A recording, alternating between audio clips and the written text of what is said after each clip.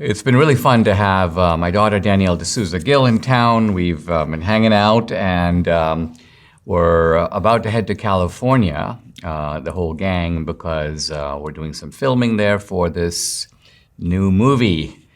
But I thought it'd be fun to talk on the podcast today about an interesting article that it just came across about the culture war. Now, the culture war is thought to be a war over values. The left is promoting progressive values, the right is promoting conservative values.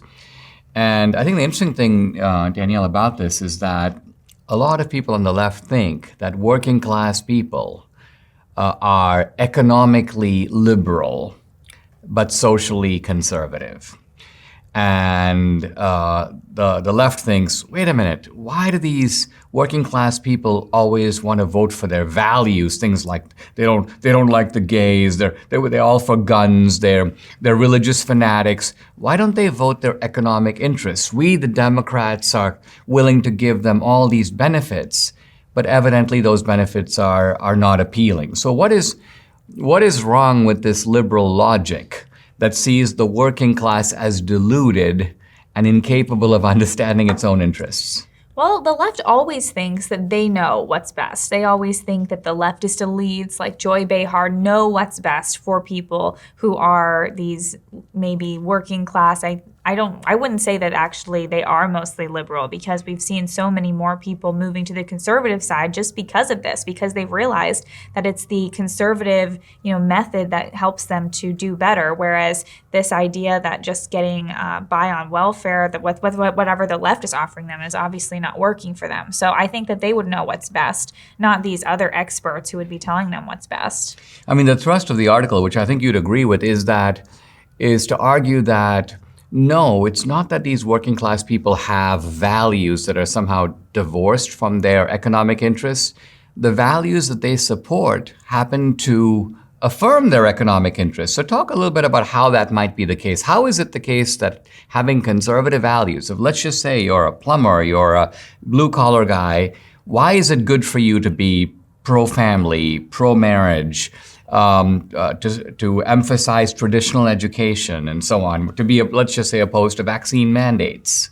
Well, I think that the left, they've gotten to the point where they always argue that marriage is stupid, education is stupid because it's racist and things like that, when in reality we know that people who do graduate from high school, people who get married are on average, they do better, they're more wealthy, things like that. And so in order for people who are in poverty to do better, it's actually better that they have families that are intact, things like that. And so I think a lot of these wealthier white liberals, they do those things, they get married and they go to school, but they don't recommend it for other people. They think, oh, these poor people are so dumb, so we're just gonna give them government money instead of actually improving their lives. So Dave Ramsey, who I'm a fan of, he talks about this, about how, these statistics show us that these things actually do help. And, getting married as opposed to living together, things like that, actually resort to better financial success in the long term for families.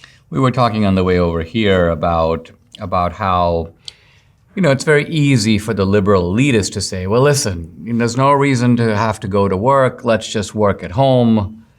And that's not practical for a lot of people.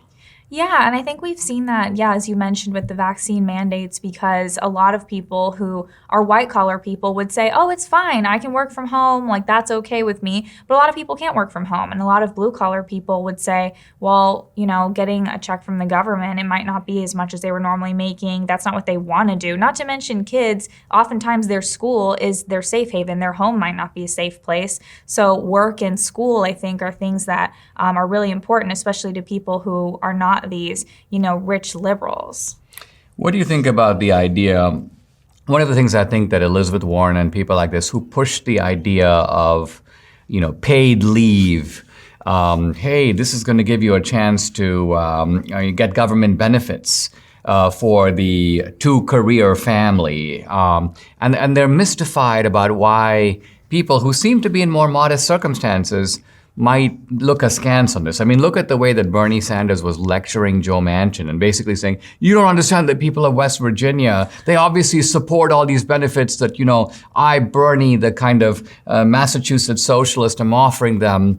So what is it that the ordinary West Virginian and Manchin understands that Bernie doesn't?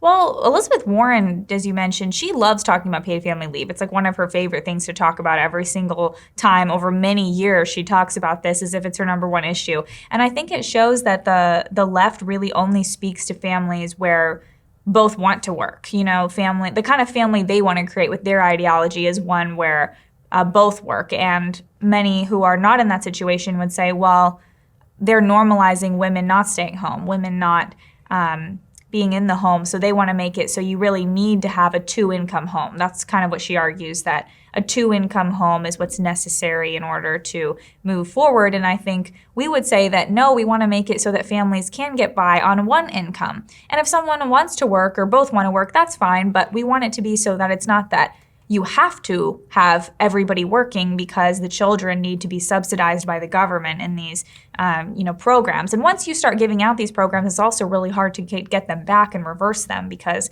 then it becomes the norm. And if we're going to do something that benefits everyone, this doesn't benefit so many families where one parent is staying at home because they might say, I don't want to take advantage of that. This article by Bhatia Ungar Sargon, kind of an unusual name, but nevertheless, I think it's insightful in that it is able to cast a light, as we've been discussing, on the economic dimensions of the culture war. And the title is kind of telling the culture war is a class war in disguise. I don't think it's entirely that, but there's an aspect of it that is that. And I think this article is effective in pointing that out.